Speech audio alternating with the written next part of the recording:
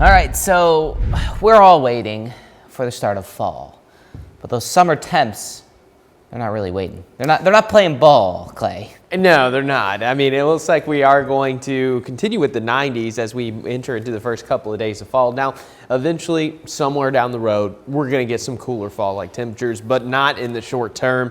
But first, let's get a look outside. This was yesterday in Dunlap. Gorgeous sunset here on Wednesday. I mean, you can't beat that. Darlene Rogers sent that in. So thank you, Darlene, for capturing this.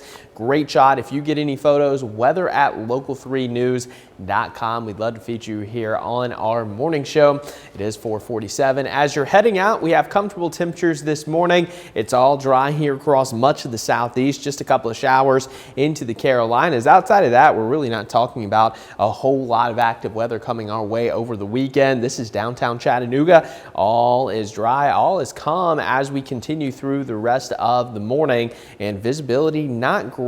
So we're dealing with some fog and spots. Right now, the valley looking pretty good, but as we continue over the next couple of hours, we could have some of that fog expanding in places like Cleveland, Lafayette, Dalton, and even Chattanooga. But right now we have the thickest fog into portions of the Blue Ridge Mountains. So Blue Ridge, Murphy, visibility at or below a mile at times. Be mindful of that. Give yourself extra time.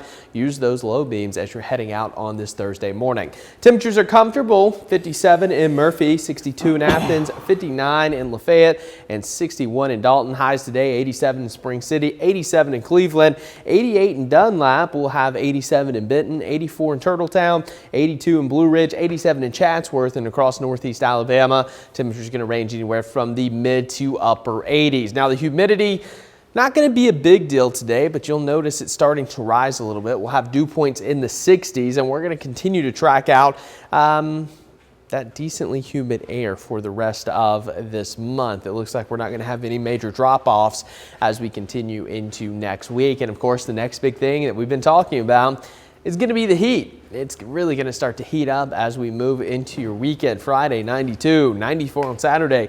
First day of fall, 94. How about that? And then as we continue into next week, we'll still be in the 90s through about Tuesday. And then maybe, just maybe, we'll get a little bit cooler air in here by the time we get to the middle of next week. But the overall temperature trend still favoring above normal temperatures as we move through the next 6 to 10 days, which will take us pretty close to the end of September. And then hopefully by the time we get into October, we'll have a little bit cooler air starting to set up shop here across the Tennessee Valley. But fall countdown is still going. We're only 3 days away. Fall equinox on Sunday, September 22nd. So we're getting closer, and hopefully eventually we'll get some fall-like temperatures in here across the Tennessee Valley. But if you want to head out to the pool one last weekend, this weekend's going to be the weekend to do so because we're going to be dry and sunny, much like today. We'll have a few passing clouds here and there, and of course the fog this morning. And then going into your Friday morning, all will be dry for that Friday morning commute. Couple clouds here and there, but we're going to stay dry really beyond.